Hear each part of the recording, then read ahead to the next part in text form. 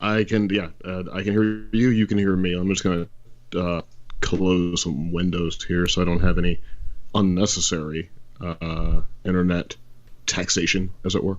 I understand that. Um, I've already done that. okay, I think we're good. All right.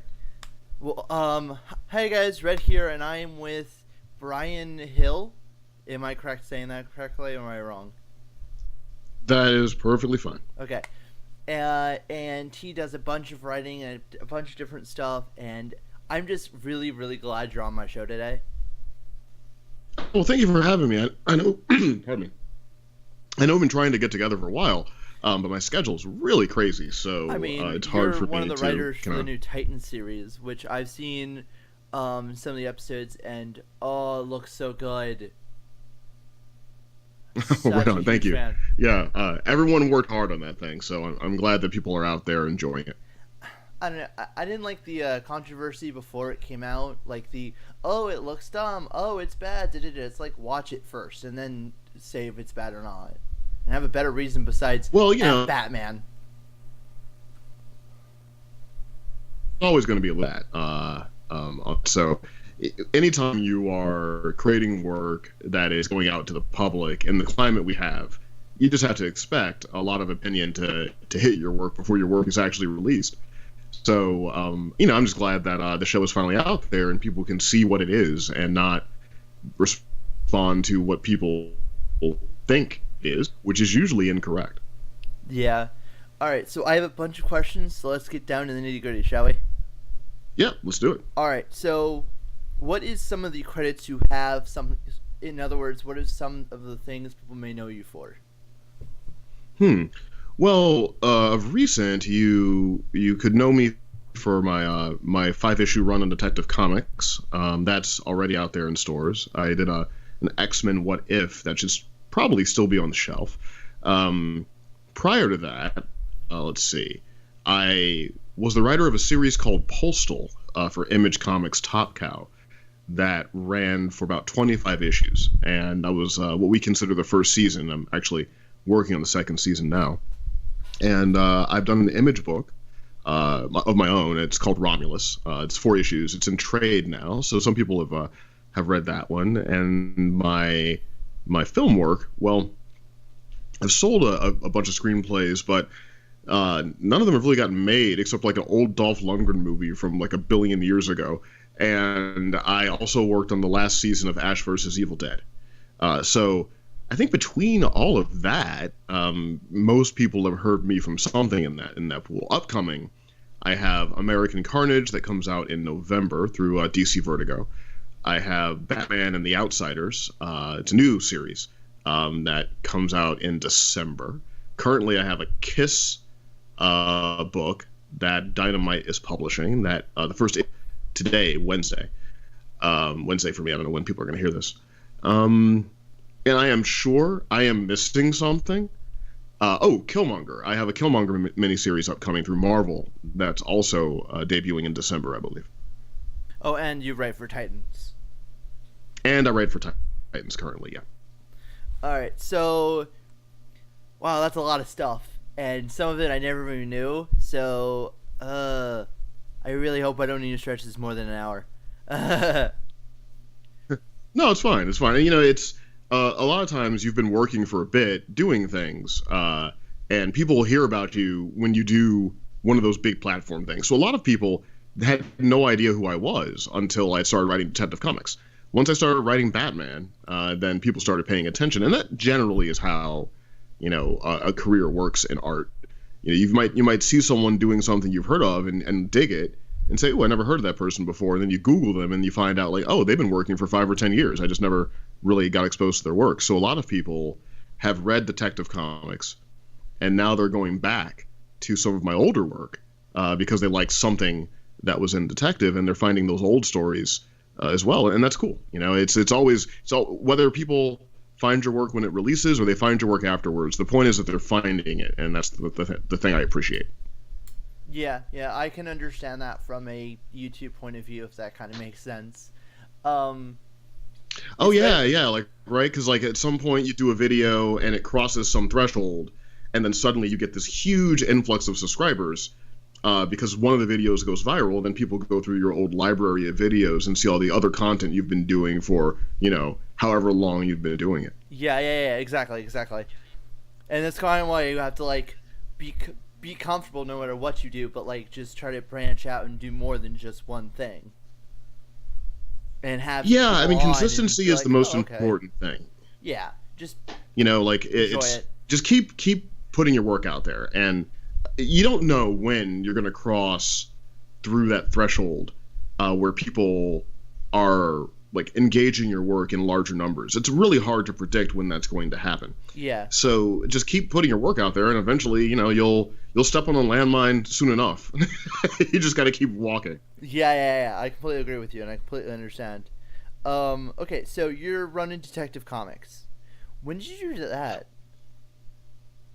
Oh God, I don't. Let's see, because I wrote it while I was working on season 1 of Titans.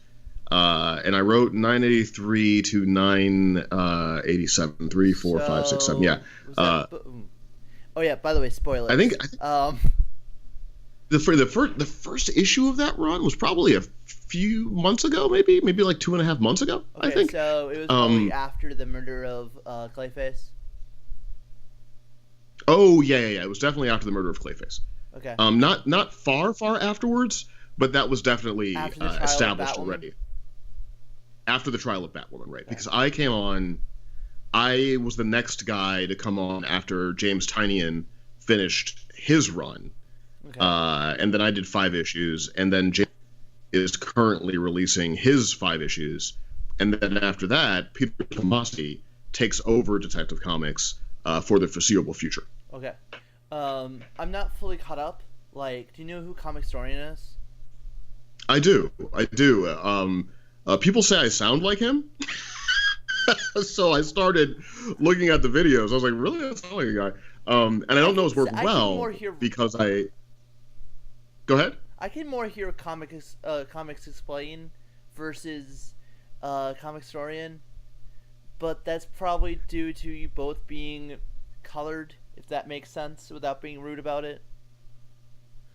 I could possibly.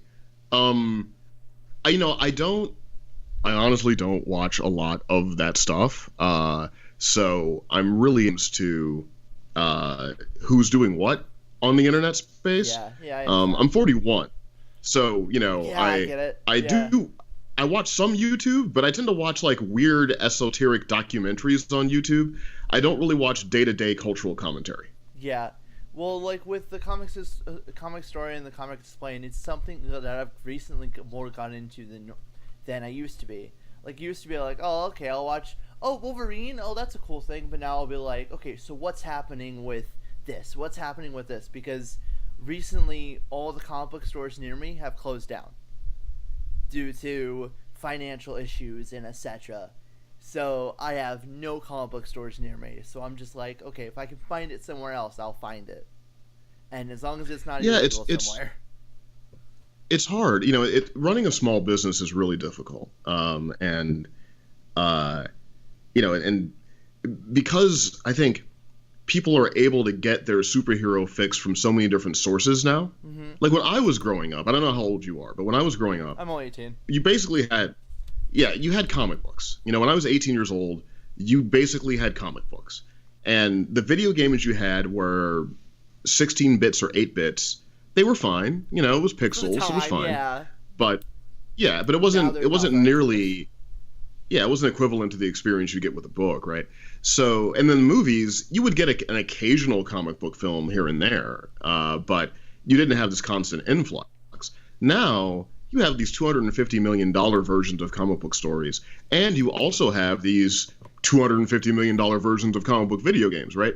So, you've got a lot of ways to interact with these characters, and I think, for people that are, kind of casually interested in superheroes, there's a lot of ways that you can get that experience now. And what you're seeing with stores is they're kind of branching out and going into merchandise now, kind of, widening out their offerings. Yeah, so it's not simply just the books, but it's also, stuff, action figures, Funko dolls, whatever it is.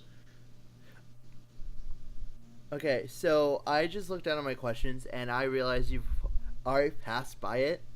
But one of my questions was about this was I'm guessing like less than a year ago with Mr. Oz reveal. Okay. This I wasn't sure when you wrote Titans. I was trying to look into it and I couldn't find it. So I wasn't sure if it was Yeah. back when they killed Tim and being one of my favorite characters. I was just like, why? That's funny. Well, the Titans show is heavily influenced by the books, and we read a lot of the Marv Wolfman stuff. Marv actually came into the room, Oh, really? a couple times. Oh, Yeah, yeah. how, We got how to, I was think, that? Let's talk yep. about that. How was that? Oh, he's great. Like Marv is just a really, really nice guy, and it Because was he was one useful of the for people us that to. wrote the original 1980s run of the new Yeah, Teen Titans, yeah. if I Like remember correctly. a lot of that Wolfman Perez stuff Yeah. is what we are basing some of the show on. So, Oh, that's awesome. that's kind of like the most of what we're engaging. To be honest, I wasn't fluent in any iteration of the Titans before I came into the show. I mean, I was familiar with it because I'm a huge Batman fan. Right, yeah, So yeah. I knew what you would know about it by being a Batman fan. Yeah, no, I can But understand I that. wasn't someone that had, I read like Judas Contract because like that's really cool and everyone Right, kind of read yeah, that yeah. one. So, a lot of the creative choices and the things and people who lived and died and the rest of it, I wasn't really fluent in all that. But the great thing about the show is we have Jeff Johns. So Jeff is a walking library Yeah. Oh, of comic so you book have- continuity. So you've met him before. He knows everything. Yeah. How is he to meet? Jeff's great. Jeff is, Because he's for like one of the as higher successful ups DC, and and I was just like, yeah. Jeff Johns, man, Jeff Johns. Yeah, I mean, for a guy that's as prominent in pop culture as he is, he's a really approachable guy. I like him very much, and he's taught me a lot about writing and how to approach storytelling and Oh, really? That's awesome. just kind of how to make it all more effective. So yeah, no, it's been a really, really great opportunity working with people like Jeff Johns, Akiva Goldsman, Greg Walker, what have you. Yeah. Well, no, see, I was really excited for this series. Main reason is because I grew up with the Teen Titans animated series. So I'm like, oh, Right, a version lot of Titans. people, yeah. Yeah, but I also Yeah, a did lot a of research people- paper senior year of high school because my English teacher Oh, wow. was kind of like, hey, I need to make sure you learn something this year. So I did a research paper about the main differences between the Teen Titans comic and the Teen Titans cartoon. The two Oh, prominent yeah, sure. media things. And I got down to the nitty gritty of the characters, the character design, and I looked so much into the 80s cartoon, the 80s comic, and to hear people go, Teen Titans isn't dark, it's like, have you ever read the 80s comic book? Yes, it is. It is not super kid friendly. That's the funny thing, I talked to really I listened to Marv talk about it, and he spoke about that, how the work that he was doing was kind of vanguard back in the day. I mean, I remember like the Who is Donna Troy story that was rendered like a old film noir, on the paper, and it was really interesting, and there was like a brooding tone to it. So, but simultaneously, I realized that a lot of people, their first thought now is the cartoon because that's just everywhere in popular culture. So, and we're trying to balance all of that at the same time. I think we're doing a pretty good job of it. And as the show continues to evolve, if people keep watching it, and we can, keep making it, you're gonna see things get incorporated from like everything at some point. So I've seen things offline because of my excitement for this series. It's actually funny because I posted after the first trailer got released back during San Diego Comic-Con. I released a YouTube video talking about it, and I honestly was looking forward to it even back then. I'm like, I don't care what other people say. I'm gonna watch this. I'm gonna have an open mind. I'm excited for it. Dude, this is gonna be cool. And the F Batman line just kind of just made me laugh more than, oh no, what happened? It's like, okay, look more into it besides just one line you hear on a trailer. There's more to this story. Well, sure, and Dick Grayson is we treat them like a human being, and human beings have a kaleidoscope of emotions, right? They're not just one thing all the time. And let's be honest about things. I think at every point, whether it's your real parent, your biological parent, or someone that is like a parent to you, you get frustrated with them at some point, right? Yeah. Like, I mean, that's just real, right? So, one thing that Dick says in a moment doesn't encompass all of Dick's feelings about a thing, but I think the marketing department deliberately wanted to get people talking about it, and it kind of worked, I mean, whether people were angry with it or thought it was cool, whatever it was, it did bring a lot of awareness. So, but I think in the context of the show, you'll see that it's definitely measured with a lot of other stuff that's going on. It's kind of hard to isolate that one thing and say, like, this is the whole show, Yeah, it's like, no, there's more to it. That's what social media does. Yeah. Okay, so how is it working with the actors trying to portray your script to the small screen, per se, and trying to, like, perfect it like you have it in your mind when you're writing it? Well, when you work in television, you work on the scripts before the actors start making it, right? So you've already kind of done some writing before production starts. And then when production goes, not every time, but some of the time, when your script is getting shot, you go to set and you're there to observe what's happening, mainly just to make sure that everything that's been agreed upon in the script is getting executed by the director of that episode. In this case, we have a great group of actors. They're all very enthusiastic and they get along very well, which is helpful when you're trying to do a story of a team. It can be difficult if actors don't get along and they have to fake a camaraderie, but these actors do get along, and that's excellent. And Brenton is a good leader, I think, just in terms of being, probably the more prominent actor that we've got in the show. He's good at kind of bringing the best out of himself and bringing the best out of other people. So I really enjoyed the experience of working with him. What's that? I'm sorry, I didn't mean to interrupt. You said an actor's name and I didn't fully hear it. Which one is that for? Oh, it's Brenton Thwaites. He's the actor that plays Dick Grayson. Yeah. I didn't hear you say the name, so I'm just like, hold on. Who do you say?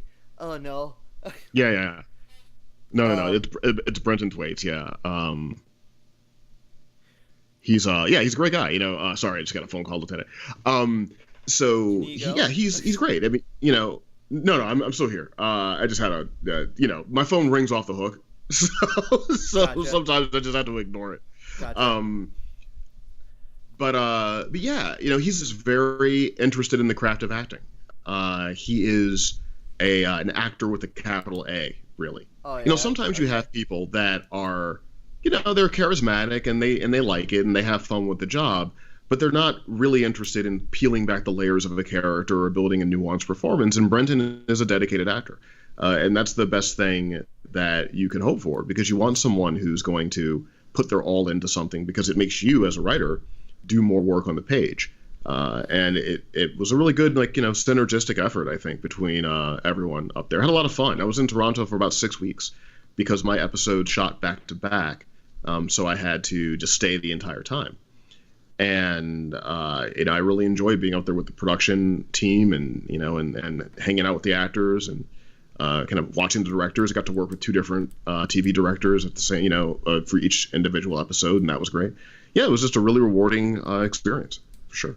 Speaking of, which episodes did you work on, writing-wise? I believe the numbers of them are 5 and 7, as I understand. So because episode 2 just came out, your episode should be coming out in like a month or two?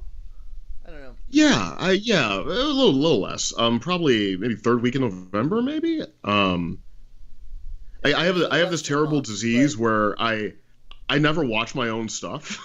I completely understand that. Like I don't really know when it comes on or any of that. I just, once it comes out, I don't really look at it, honestly. Yeah. Because I just see everything that I wish I could have done better. So I I'll probably watch them, but I'll watch them later. Like I'll watch them, I don't know, in a few months or something when the newness is a bit knocked off of them. But Yeah. yeah, I tend not to track down my own stuff. But dude, I completely understand that. As an actor, as a voice actor, as a film person, I completely understand that. Like, I literally don't like watching my own videos even to edit, but I have to do it. It's weird, you know. I have Yeah. a little YouTube that I do just about writing, and I don't post as regularly as I should. It's been about a month since my last post. Oh, Um, you're busy, dude. but I know that from experience. well, yeah, and it's not, you know, it's really an ongoing resource of like writing methods and all of that, you know, Yeah. just to kind of put something out there for free, so people don't have to spend $100 on a master class or something. Now that you're talking Um, about it, I may look but into it. yeah, yeah, yeah, yeah. I honestly, I want to But yeah, you're see listening to your. yourself. Oh, I'm so sorry. I No, can't but no, talk. it's quite all right. Yeah, I don't even listen to my own podcast, man. Like, I won't listen to this after it's done. Like, Oh no! you Because know, I want to sit I to just, make I just, sure that it's okay. I do them and I But go you're not away. gonna watch You it know, if yeah, you I do hope they that. work out. Yeah, I want people to, you know, I hope I'm contributing to someone's platform and all of that, but I don't even go back and review my own stuff. Are you gonna? I understand it. I do, and I completely understand it. But like, ugh. um, but anywho, so okay, there's a lot of okay. So you've already talked about how like the show came out and it's totally different. As a fan, what do you think of the old cartoon of Teen Titans? Oh, I think it's cool, man. It's it's really energetic, and uh they managed to cram in a lot of story into short running times, and I admire that. You know, it's hard to do story in that format because you don't have a lot of time, and you have to develop characters, and you have to have a beginning, middle, and an end. So it is much more difficult than it can seem when you're watching it, and I thought it was an impressive thing. What do you think of the what was it called? The Batman the Animated Universe. Well, universe. Oh, you mean like the Paul Dini, like Batman the Animated Series stuff? Yeah, Batman the Animated Series, Justice League Unlimited. I can't remember what it's called. It's Well, called something. I've seen tons of Batman the Animated Series. That was a major influence on me for a long time. So I'm a huge fan of that stuff. When it comes to like Justice League and Justice League Unlimited, to be honest, I didn't watch very much of it. Not because I wasn't interested in it. I just don't know what I was doing at the time, and that stuff was hitting when I was still kind of figuring out my career and I was moving between cities and I just had a lot of stuff going on. So I wasn't really watching a lot of television. No, And I to be understand that. honest now, I don't watch a lot of television now. I watch the same television a lot, but I don't watch a lot of television. So I'll go back to the shows I really like and watch them and rewatch them and study them and and take notes on what they're doing. I will do that, but I don't follow a lot of scripted stuff. When I have free time, I tend to like to watch nonfiction because I work in fiction so much. It's hard to turn the mind off when you're watching a scripted thing because you're sort of thinking about what they're doing at the same time that you're watching it. But I will, if I'm a huge fan of a franchise, I'll go watch something. Like I just saw Halloween because I'm a huge Michael Myers fan, so I did go see that. Recently I watched Mandy, the Panos Cosmatos film, co-written with Aaron Stewart on, and I like that a lot. I watched that probably about 2 or 3 times that week. So I revisit older things more than I watch newer things. I'm probably gonna watch Apocalypse Now tonight because I'm in an Apocalypse Now mood, so I'll probably put that on again. Um, but yeah, the newer, kids kind of catching up with things as they come out. I don't really. I think back then I was just worried about getting a career underway. I didn't really have a lot of time to be on the couch, kind of watching television. Okay, I understand that. It is something you should probably go back and watch because it is personally it is one of the things that define me as a DC nerd at that like I am now, and it goes into some of the weirdest stuff. But even you can even look up some of the DC animated movies like Justice League Dark and Under the Red Hood is amazing. Yeah. And there's a lot of like really great stuff. And I know the Justice League and Justice League Unlimited cartoons are great. I remember liking the Wonder Woman animated film a lot. With Kerry Russell, I believe, was the voice of Diana in that. And the Under the Red Hood, I think that was the first time I really started paying a lot of attention to the feature-length animation projects. I was on a plane when I watched that. I don't remember what I was doing. I might have been heading to a job or something. And so I was on a plane, and I downloaded it to my iPad, and I watched it, and I was like, wow, this is really impressive. I will say that I missed Kevin Conroy a little bit, but I got over it. But since then, I pay a lot of attention to it. I fully intend to watch the Hellblazer John Constantine City of Demons animated feature that just came out, but I want to read the graphic. Well, it's trade paperback. I want to read the trade paperback first. So I'm going to read the trade paperback, and then I'm going to go ahead and watch that. What's that? It's only 40 minutes long. I watched it last night in bed. I've already seen it, but I was like, oh, is this different? Oh, it's only 40 minutes? Yeah. Part 2 hasn't come out yet. Oh, they split it into 2 parts. Okay, got it. Like they did with Dark Knight Returns. Except both of those were 90 minutes, though, right? Yeah. I have both of those at my house, actually. I recently. Opinion. When I started writing detective, even though I've been a huge Batman fan since I was like 7, I did refresh myself in some of the Batman stuff I hadn't watched. So I watched Year One and the Dark Knight Returns films, and Gotham by Gaslight. You know, I remember being a huge fan of the Mignola book when I was a kid. My favorite comics were always the ones that weren't in continuity. Continuity comics, I kept up with a couple titles. Yeah, but I didn't really I didn't keep up with all the heroes in continuity the entire time, but I would love to read the things that were outside of it, like John Byrne's Man of Steel, what's it called? Grant Morrison, Dave McKean's Arkham Asylum was a big influence on me. You know, Frank Miller's work was a big influence on me. So those were the things that I read a lot. And Gotham by Gaslight, I remember the Mignola thing, you know, Batman, Jack the Ripper, Gaslight era story, and I really, really dug it. So yeah, before I started writing Batman, I revisited some of those animated films just to see how people were articulating the character. Okay, now a question that's popped in my head. Now, with you writing the series, do you know about all the writing that's happening, or do you just know what you wrote? On Titans or on Detective? Titans.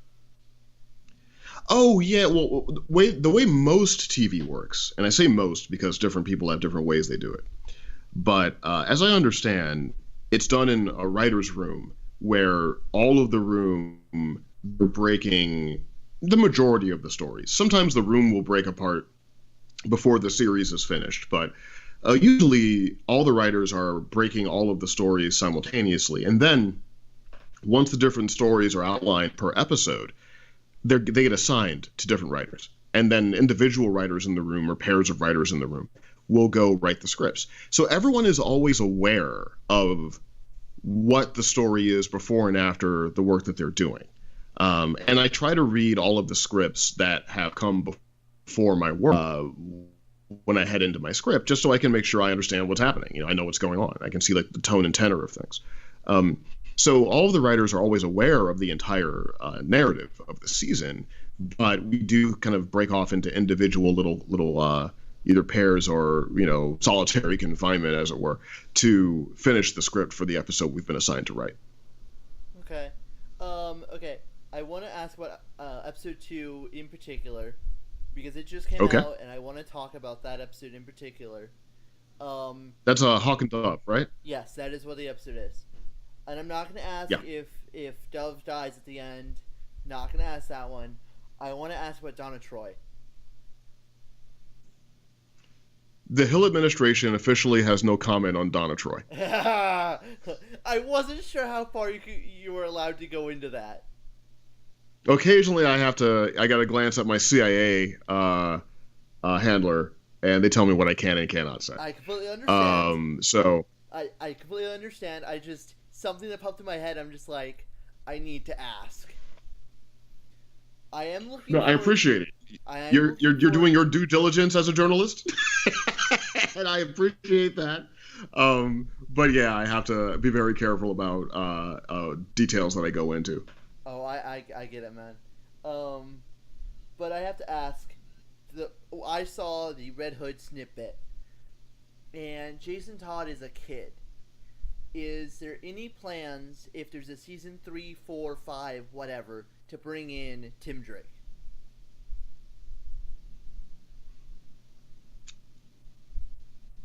I mean, to be completely honest with you, um, we don't really. I mean, I'm a staff writer on the show, so I'm part of the team, but I'm not in the highest echelon of the decision making, right? Yeah. So when it comes to the prognosis of the series structure, most of that stuff is as classified to me as it is to anybody else.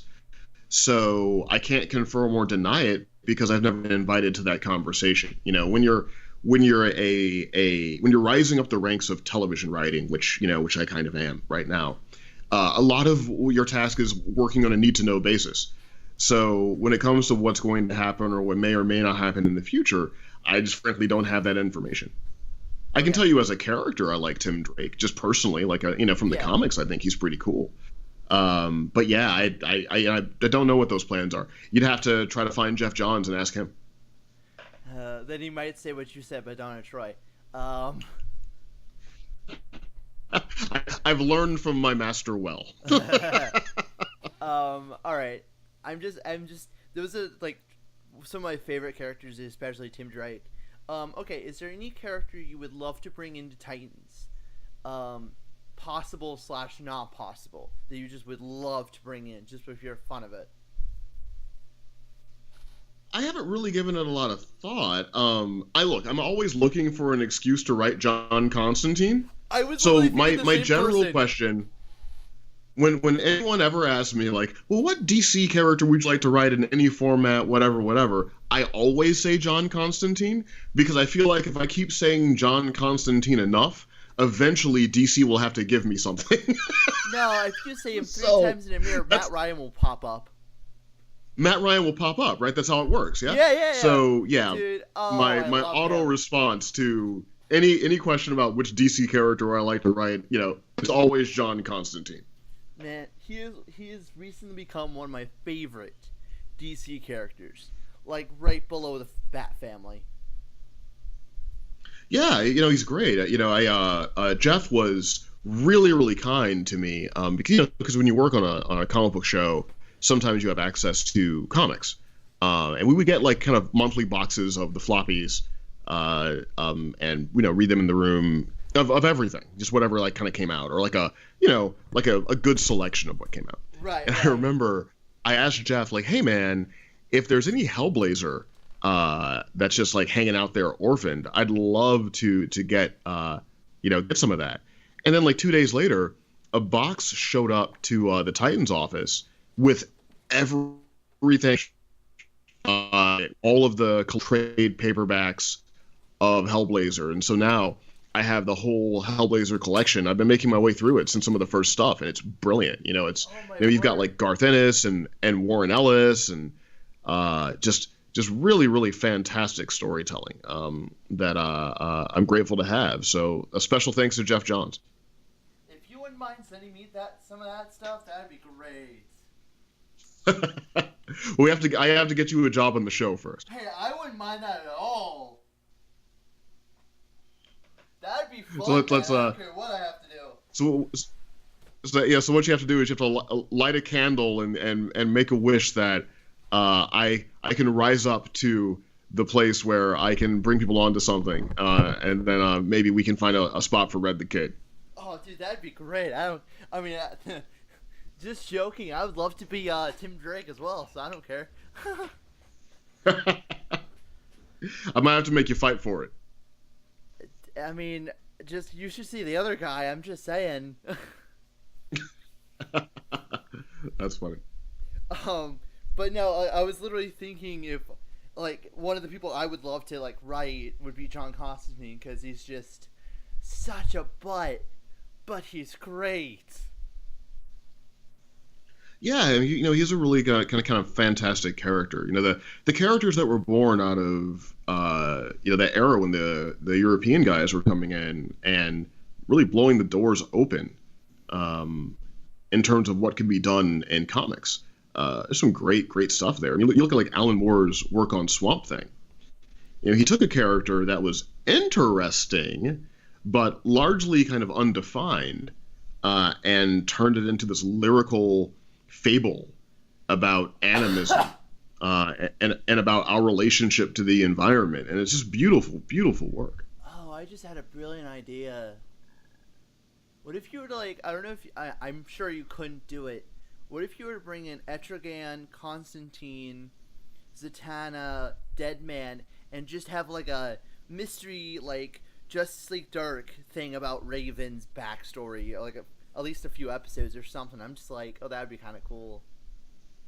Well, I like Tynian's work a lot, and I know he's been wanting to do Justice League Dark for a long time, and it's really cool stuff. I'm not sure how well that would fit into another show, but well, I mean, there's a I'm coming out, so I mean, yeah, I like weird stuff.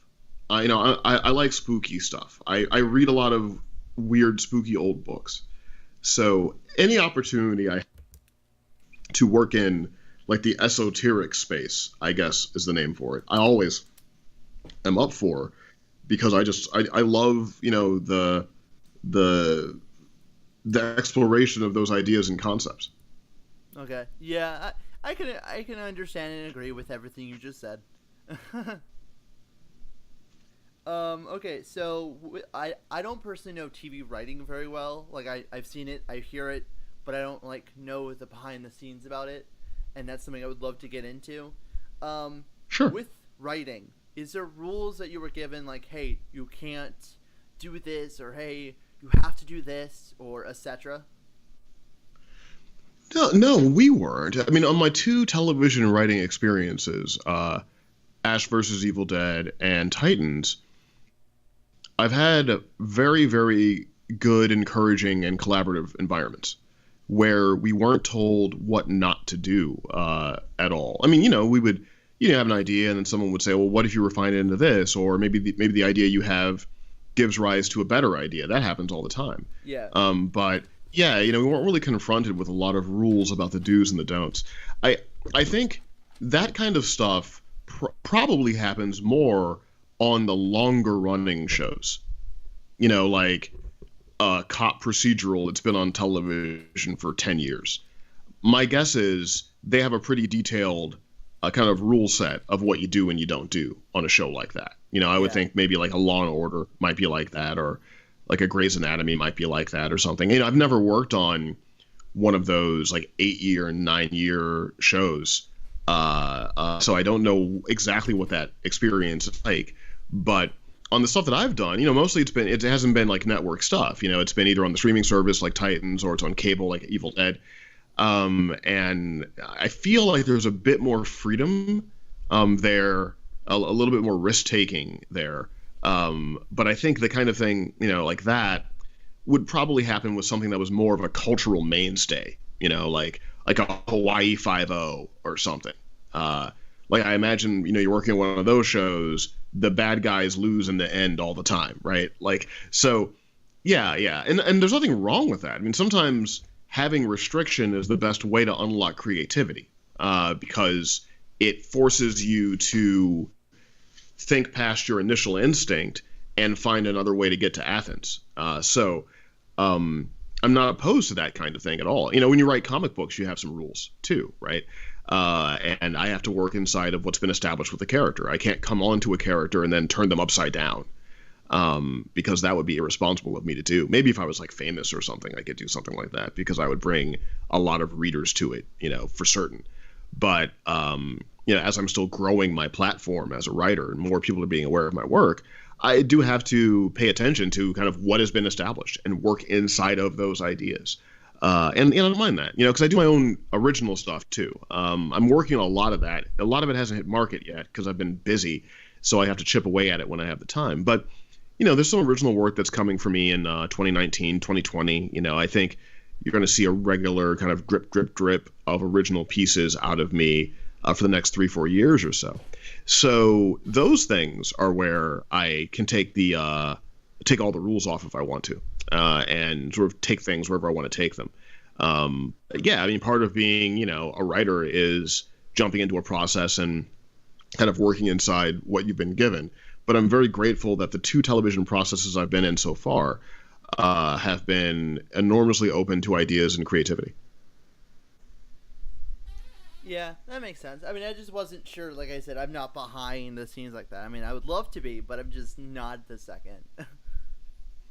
Well, yeah, every writer's room is run by a showrunner, the producers, what have you. So, every kingdom has its own governing set of laws. And when you're a writer, it's like being part of someone's round table. And when you serve in the round table, you have to, serve according to the edicts of Arthur himself. Which is fine. It's because you learn from that. I like working inside of another person's vision to help them realize their vision, because it teaches me more about my own, because it'll take me to places that I wouldn't normally go on my own. Because maybe you get assigned a creative assignment that you would not have been inherently interested in. But you have to find something in that speaks to you. And by doing that, you expand your experience and you build your repertoire. And you learn like a different path to get to a place than what you had before. So I enjoy all of that. But yeah, it's something you kind of pick up the knack for as you continue on. Okay. Yeah. I am kind of curious though. The episodes you've written for, can you talk about those? Not yet. I can talk about things, I believe, when the episodes have been released, but I shouldn't comment on work that hasn't been released yet. Even if I wrote a lot of it. Yeah. I get it. And mainly because you want to preserve the experience for the fans, and so I don't want to contextualize what they're going to experience. But once both of my episodes are out, again, I think it's 5 and 7.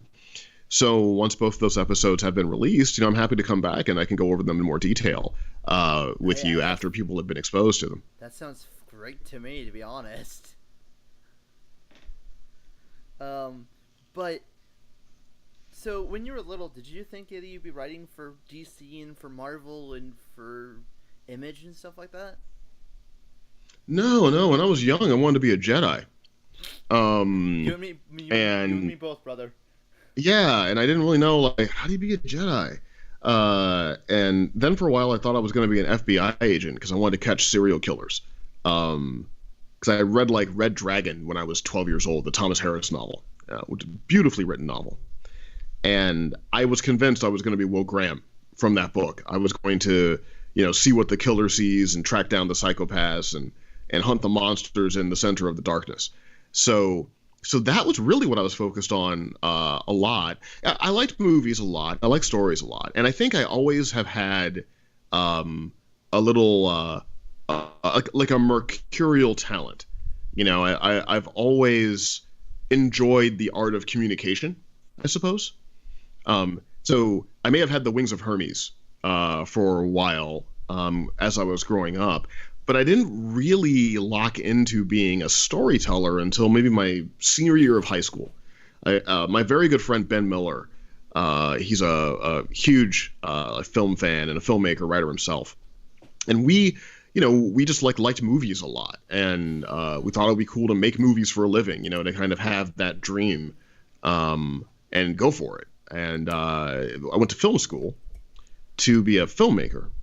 But I was too poor in college to actually make films because making films is really expensive.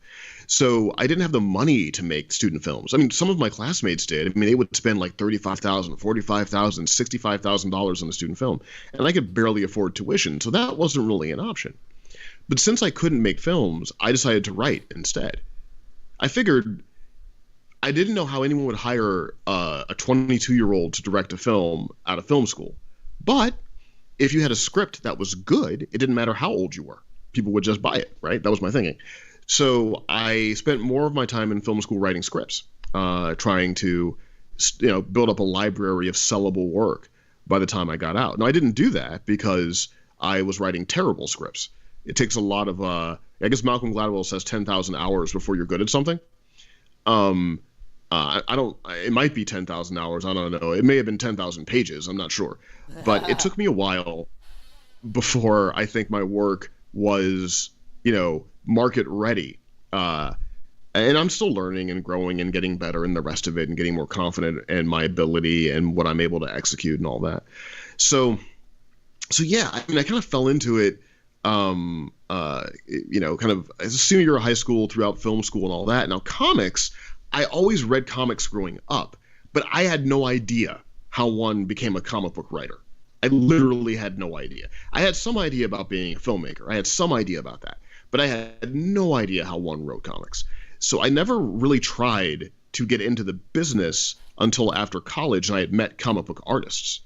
There was a Starbucks coffee in New York. I was living in New York at the time. And it was on Astor Place, 8th Street, kind of in the downtown near the West Village. And this is probably near the East Village. And I would go to that Starbucks, and there was a huge table. This was back when they had plugs and they let people stay there for a while. Now they kind of frown on that. They try to turn and burn the tables a bit in Starbucks, but back in the day, they have a lot of outlets. So artists would go to Starbucks with their lighting tables. They were like these glowing, they had a little fluorescent bulb in them, and you could put the paper on top of it, and you could do your art. And they would go there, and they would plug in their stuff, and they would just draw comics. So I would hang out with these guys. And, these guys are all pros now, like Nelson Blake II, Chris DeBari, Afua Richardson, Chris Cross, Damian Scott. Like, these people all are pros now with a long list of credits. But we were just kind of talking and going over story. And that's when I met a couple of comic book editors. But comics told me no for about a decade. There was a 10 years of me pitching and getting rejected and pitching and not even getting a response and getting meetings and being told that I would never be able to do it by people who worked at Marvel and DC. So I went through all of the stuff that you go through. And that's why I tell people not to pay any attention to the voice of adversity, because we all hear it and it's always wrong, right?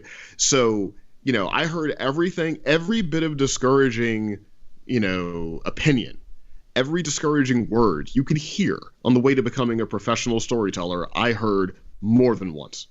But I'm a Taurus, so I'm very stubborn, and I have a lot of will behind my action.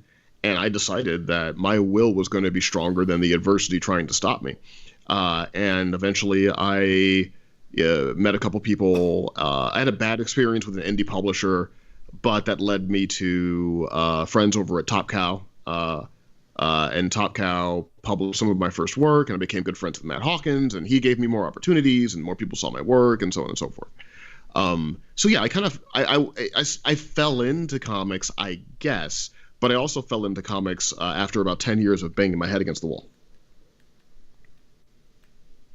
Wow. Even though you hear the why do you even try, you just go because it's fun. Okay. So all that, hold on, I had a question and I totally brain farted about it. Oh yeah. It's all right. We have like 8 minutes left, so you can ask me anything you want. Okay, so I was actually curious if it was okay, and of course I won't be putting this in the video, I'll edit this out, but I was wondering if it would be okay if after the episode premieres, if you could send me a copy of the script, that way I could look over it and see how I can improve as a writer myself. I'm not sure I'm allowed to do that because of many things I've signed, but I might be able to send you something I've written that might be able to help you out and answer some questions about that. But when it comes to the TV work, I think Warner Brothers owns those documents. So I'm not legally allowed to send them to anybody, right? Because it's their Yeah. property. Even though Yeah. I executed the creative work, I believe what I signed makes it their property, and I'm not allowed to send out copies of it. No, that makes sense. I don't know things, so I'm like, oh, someone else knew things that I don't know. So Well, you can always I keep my DMs open for people to ask writing questions. So if you have a question, I'm happy to answer it.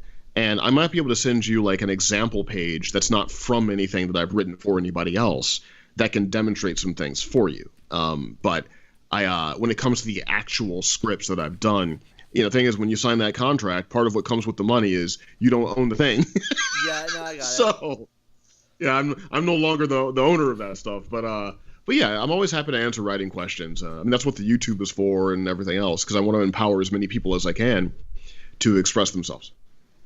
And before we go, because I know I only have a few minutes left to go, and this is on everyone's mind for Titans. And is Raven and Beast Boy going to be a thing, or you don't know, or you're not allowed to say? The Hill administration has no comment at this time. I figured as much. Starfire and Robin?